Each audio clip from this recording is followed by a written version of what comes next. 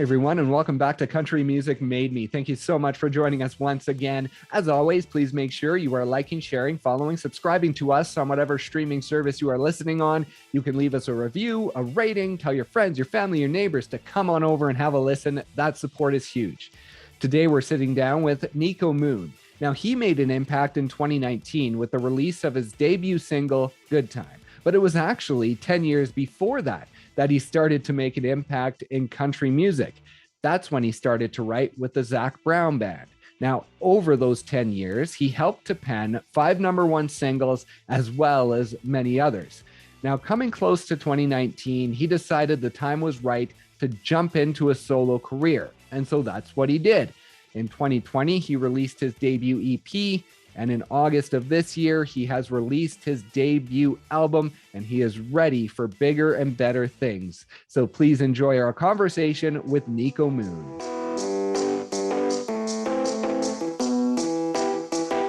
You were born in Tyler, Texas, but moved to Douglasville when you were 10.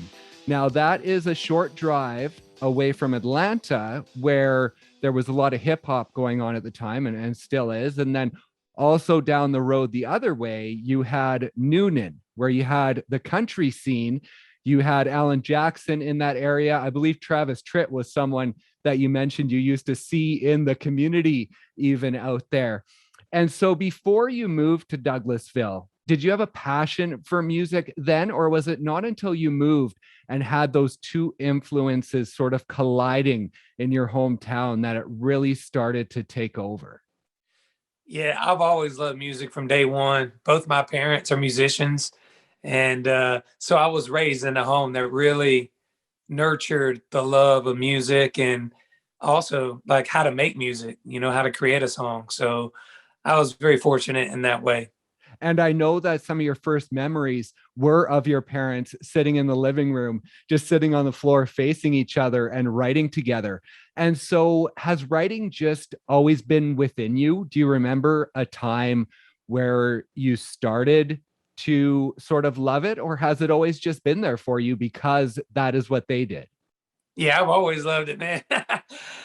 I've loved it since day one, but I never wrote songs until I learned how to play instruments. I wanted to, and sometimes I would like write little things down, like I guess kind of poetry, but when I learned how to play drums first when I was like 10. But then when I was 15, I learned how to play guitar, and pretty much immediately I started writing songs within the first week or two of learning how to play guitar. So I was off to the races. I was never really interested in wanting to learn how to like shred a solo or something. I was way more interested in writing a song. I read that your dad's guitar was sort of off limits, but you grabbed it anyways and started playing. Is that true? Yeah, it was a don't touch the guitar type of house, because I didn't know how to play guitar. I was just a kid. So I get it. I mean, those things are expensive and they're also really delicate. The wood on the guitar is really thin. They can get broke so easy. And so, he knew that I didn't know how to play what I was doing around one. So he didn't want me accidentally breaking his guitar, which he cared about a lot, but I caught the bug and I want to learn how to play. He told me to get me one for Christmas, but I couldn't wait that long. That was 6 months from then. So, once I get the bug for something to want to learn something, I gotta get to it right then and there. And so when you picked up the guitar, how was the feeling different from that of when you were banging on the drums? Yeah, it was real different, I mean, because there's actually like melodic things happening with the guitar that a drum can't do. I could actually write to it. My dad's right-handed, I'm left-handed.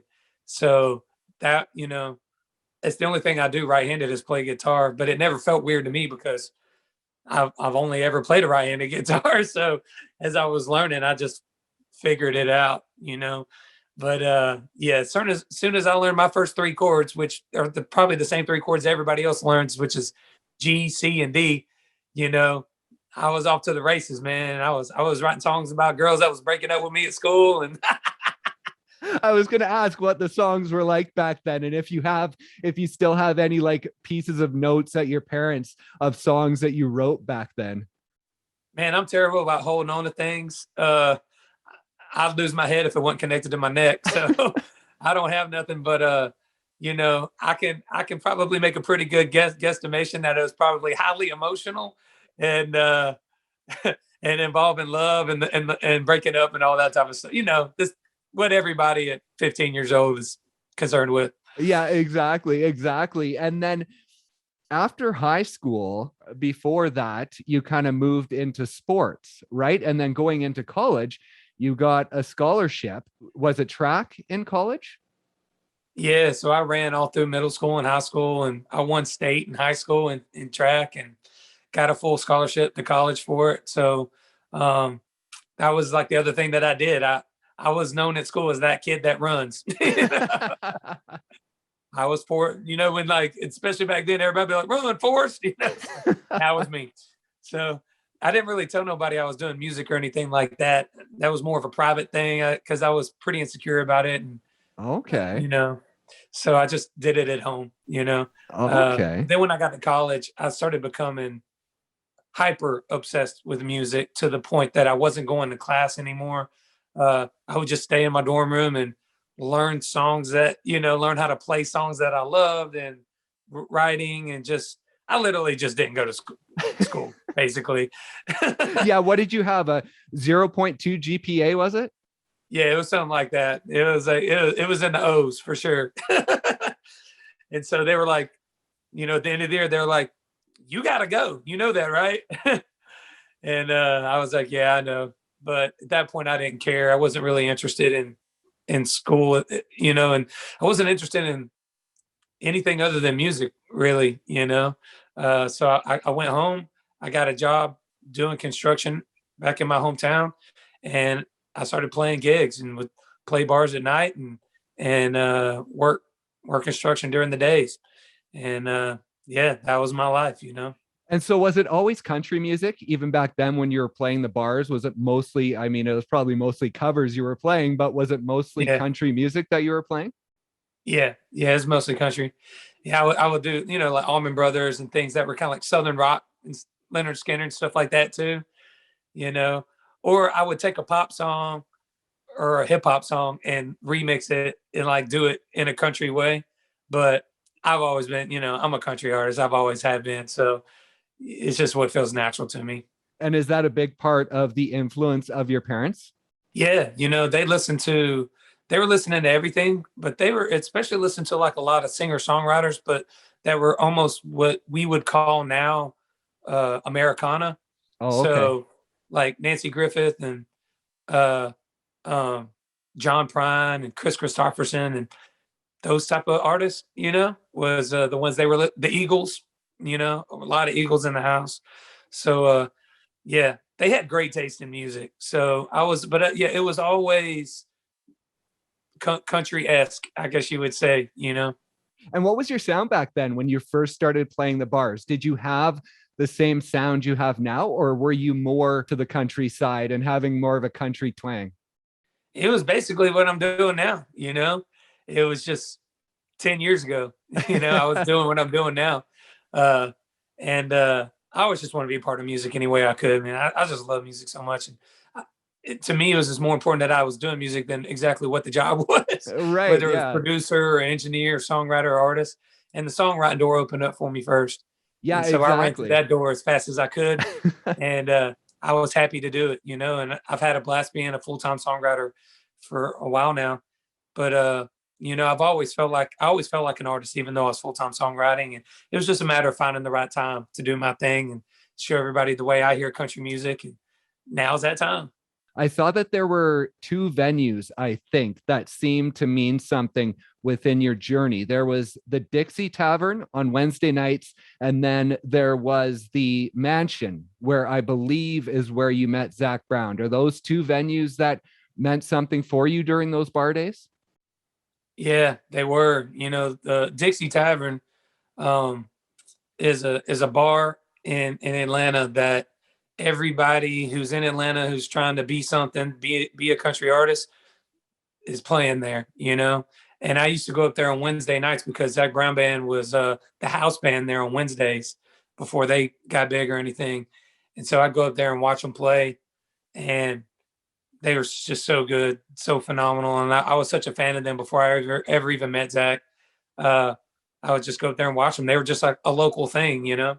And then I got booked to play the Mansion in Carrollton, Georgia, which is where the University of West Georgia is. And Zac got booked to play there too, but he was playing there solo acoustic, just him.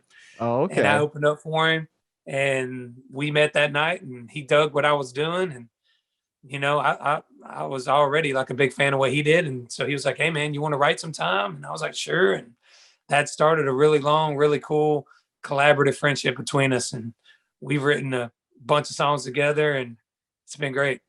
And was that a pretty quick connection for you in not Yeah, it was only immediate.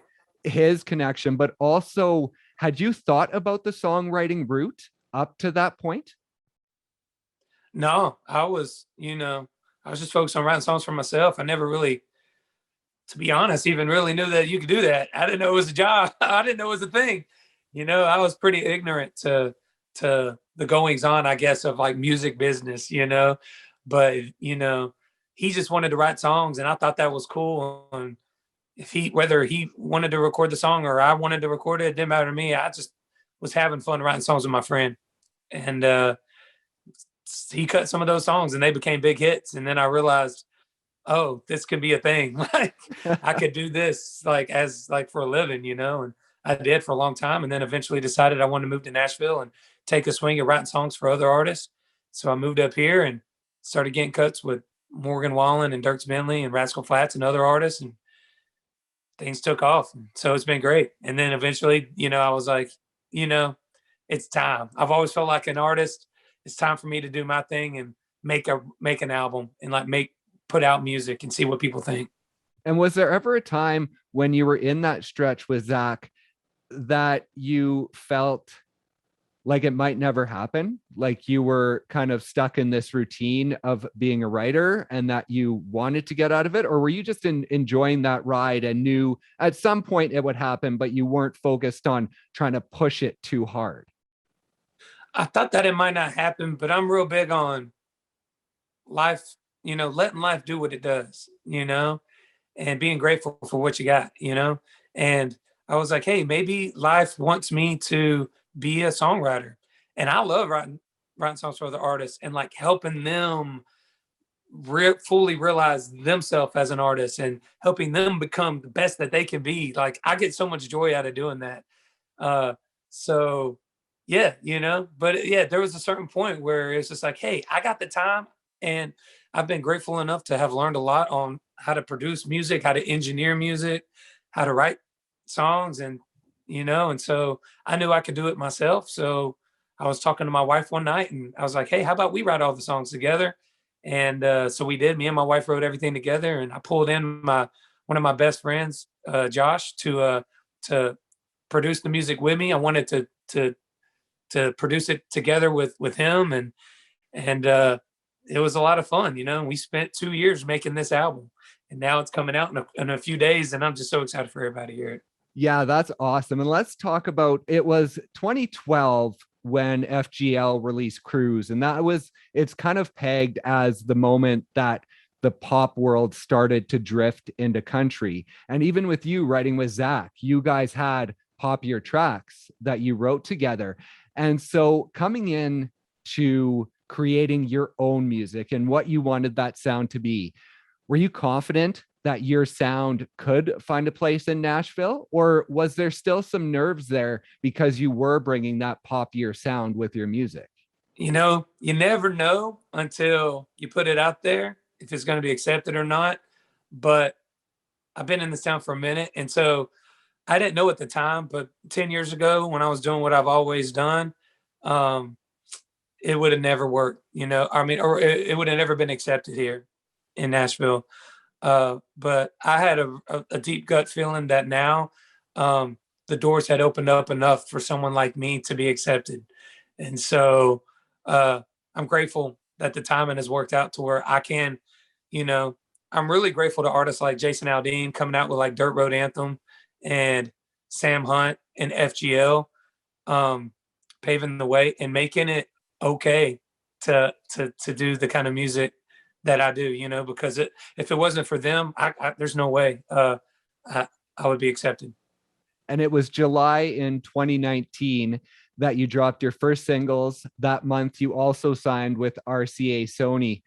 And so, what was the feeling during that month? Was that the realization of that dream of becoming an artist finally coming true? That was a big month, man. You know, I didn't tell anybody I was making an album. Me and my wife and Josh, we just started doing it here at the studio right here. And once we got about 7 songs in, is when I went and I met with Sony and different people around town, and like everything started taking off.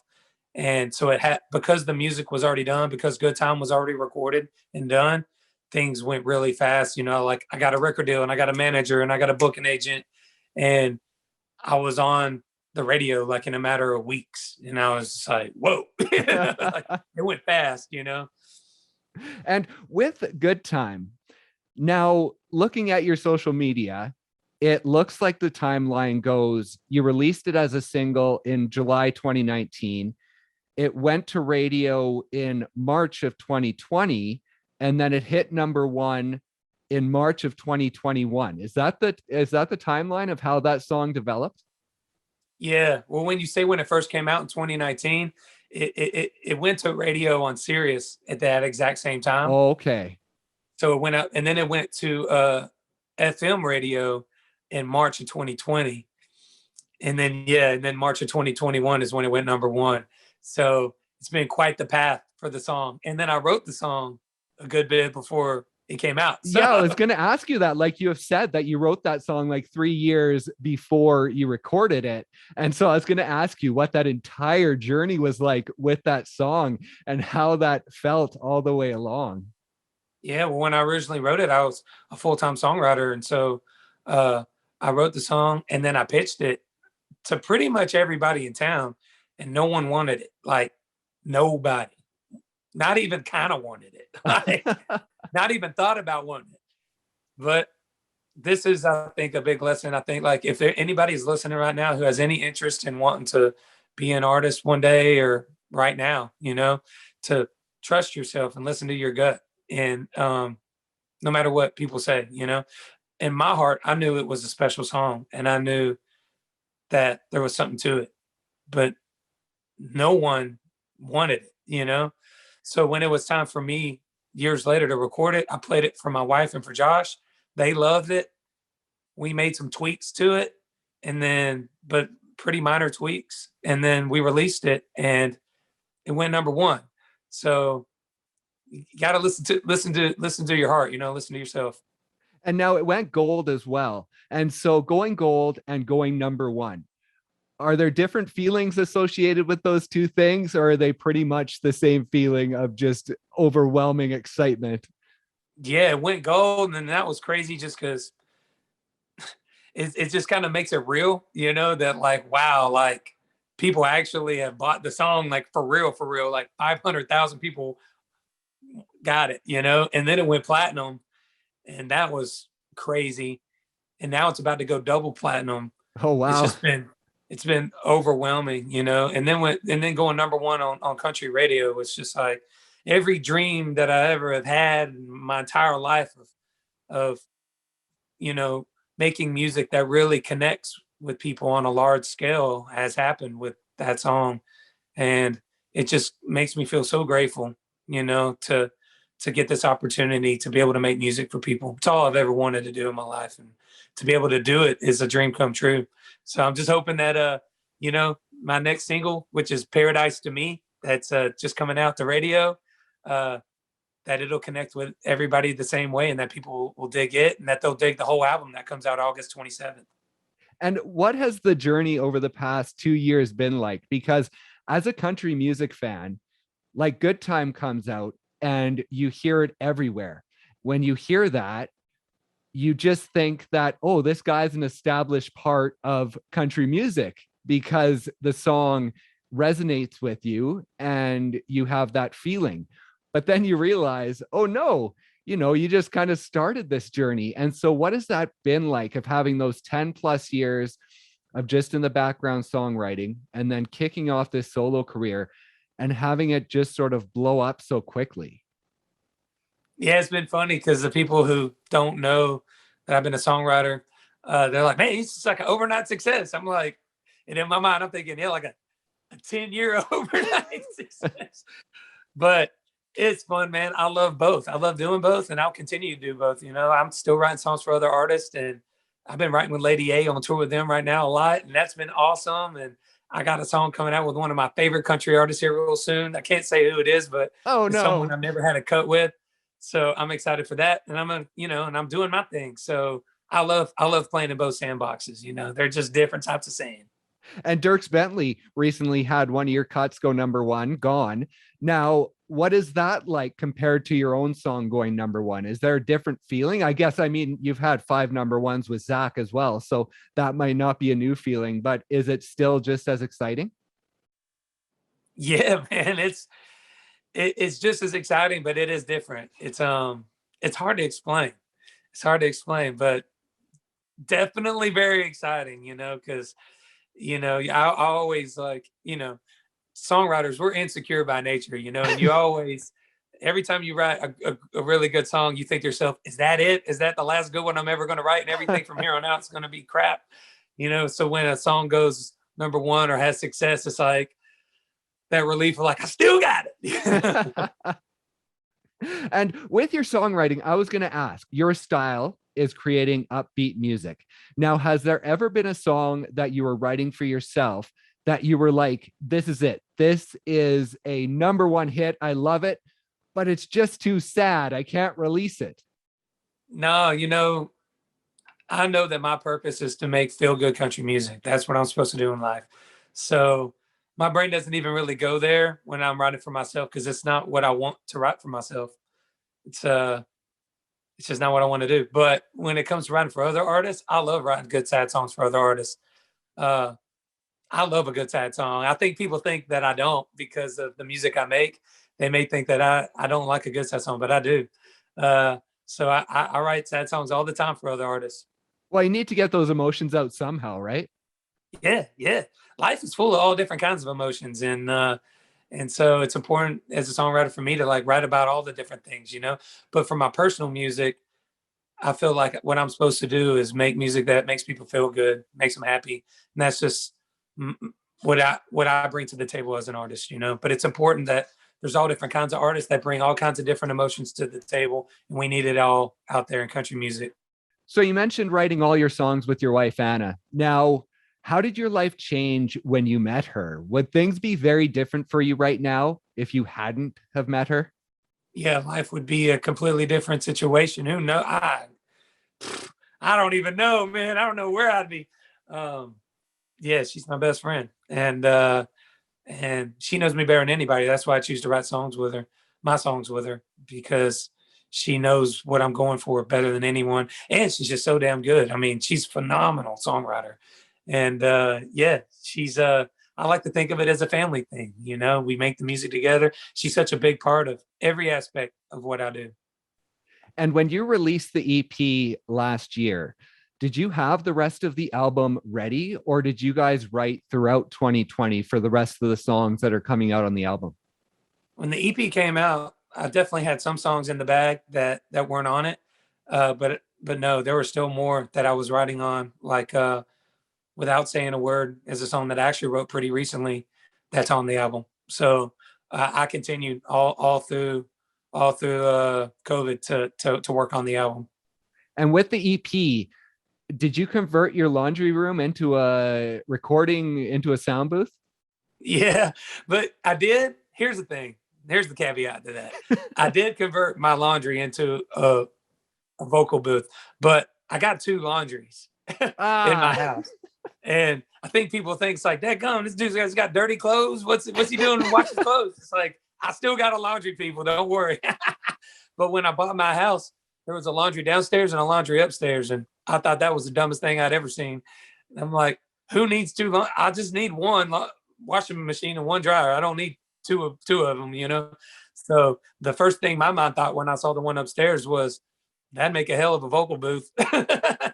It's the perfect size for one. And it was right next to my tracking room, my control room where I'm at right now. So So it was perfect. So yeah, I had a buddy of mine come in and build out a vocal booth in that room. And I wanted to ask you about It's a Great Day to Be Alive. You have that cover on the album. Now, that's sort of a full circle moment because, like I said at the start of the interview, Travis Tritt was an inspiration for you growing up. And like I say, I believe you used to sort of see him around the community. And so when you were recording that song, because of that inspiration from earlier in your life, and as well as the fact that that song just fits your persona perfectly, what was it like recording it? Yeah, it was awesome. You know, I wanted to have one song on the album that was a song that influenced me and that had a big impact on my life, and me kind of reimagining it and doing it my way. And I think it's a tradition I'm going to continue. My next album, I'll pick another one that I'll do. And yeah, he lived 15 minutes from where I lived. And so he was not only one of my favorite country artists, but he was the artist that made the dream real. That here's a guy that's from where I'm from who did it. And so, it made it tangible, that I could do it too.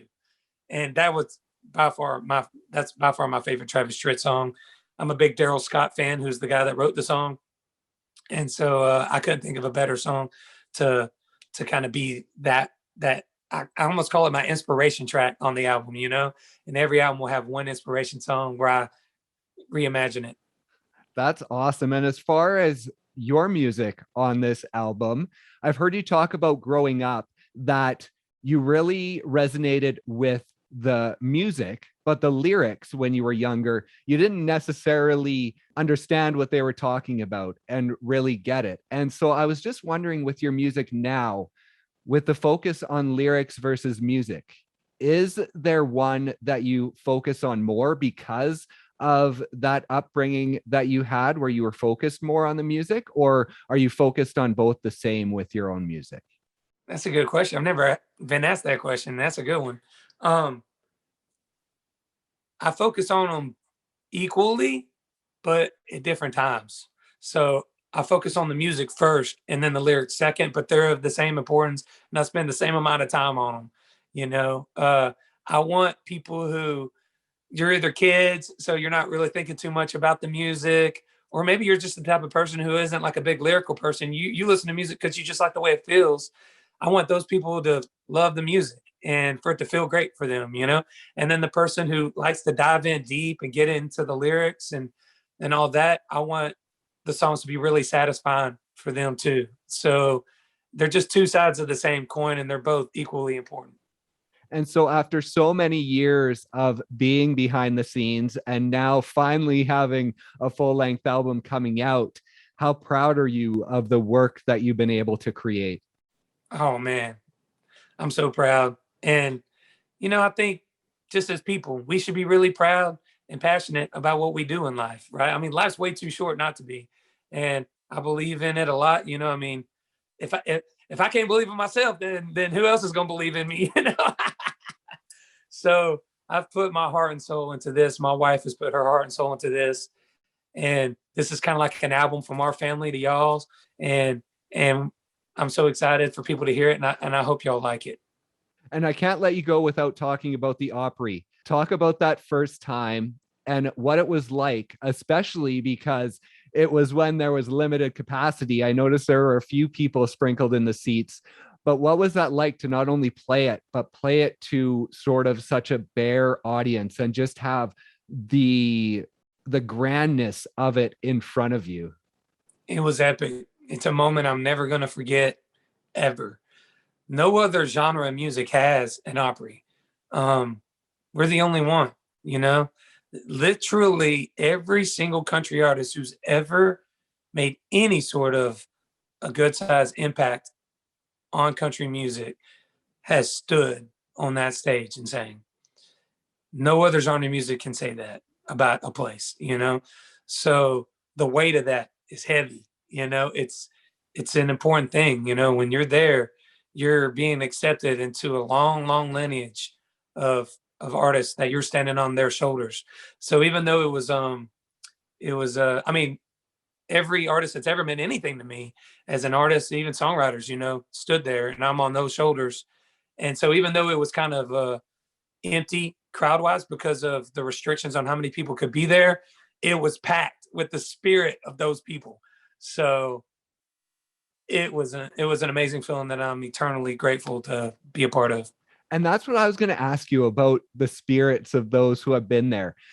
Is it almost a more nerve-wracking experience without an audience, because you're there to imagine who is out there in the seats watching you, and it might be those spirits of the people who have played before you? Man, I played there that first time, and there was, you know, it was really limited capacity because of COVID. And then I've played there since to a packed out house, and 100% the same nervous both times. It's the same nervousness, man, because it's the circle itself that gives the nerves, you know. That circle of wood that you stand on, that everyone stood on, that's what gets the hairs standing up. I wanted to ask you about your godson, because I saw a few posts on your Instagram about him throughout the years. I was just wondering what that relationship means and how you're inspiring him through your music and allowing him to sort of be a part of that. Yeah, his daddy is my best friend, and we've been boys for a really, really, really long time. And it's been beautiful watching him get married and have a child and start his own family, and then the honor to get to be, you know, his son's, to be Anders' godfather is huge. You know, it's a big thing. And I actually got a little music video, a little mini music video I'm going to be releasing really soon for one of the songs on the upcoming album that stars my godson. Oh, nice. So yeah, it's great. You know, he's a great kid, super sweet. And to be able to kind of like let him get some, you know, some environmental experiences that maybe normally wouldn't get. You know, I hope that he digs it and looks back and thinks that it was cool to be a part of some of this. That is awesome. So the album, August 27th. Now, I know every song will mean something to you, and obviously you kind of create an album with the songs in the order you want them to go. But when people pick up the album, download the album, stream the album on August 27th, what song for you would be the first song that you should listen to on that album? That's another good question. I would say, you know, I spent a long time ordering the album and trying like every possible order I could think of. And the order that it's in, I personally really like. I think it kind of takes you on a ride. So my suggestion would be to just put it in and press play, you know, or go wherever you listen to it, just press play and listen to it all the way through. That's awesome. And being a writer, are you constantly writing? Are you already writing for what the next project will be? Do you ever stop? Oh yeah, I'm knee deep in the second album already. And it's coming out great. I can't wait for everybody to hear that. But yeah, I can't turn it off, man. It's just who I am, you know. It's what I love to do. And you mentioned writing on the road with Lady A. Now, you do write all of your music with your wife, but in those writing sessions with other people, if there's ideas that come up, will you write for yourself in those sessions, or do you really just focus on the artist you're writing with and you take a step away from yourself during those sessions? You know, you never know. Never say never, you know. If a song just starts feeling right, you know, you never know. And Anna's on the road with me, and so she's been writing with me with Lady A lot. So, you know, if we write a song that's for me, then that's great. You know, if we write a song for them, then that's great. To me, the most important thing when I go into a write is just to focus on writing a great song, and everything else will figure itself out. Thank you once again so much for joining us, and thank you to Niko for stopping by and sharing his story. Be sure to check out his new album, Good Time, wherever you stream your music. Please also make sure to like, share, follow, subscribe to us wherever you're listening. And you can also leave us a review, a rating, tell your friends, your family, your neighbors to come on over and have a listen. That support is huge. Thank you once again for listening, and we'll see you next time on Country Music Made Me.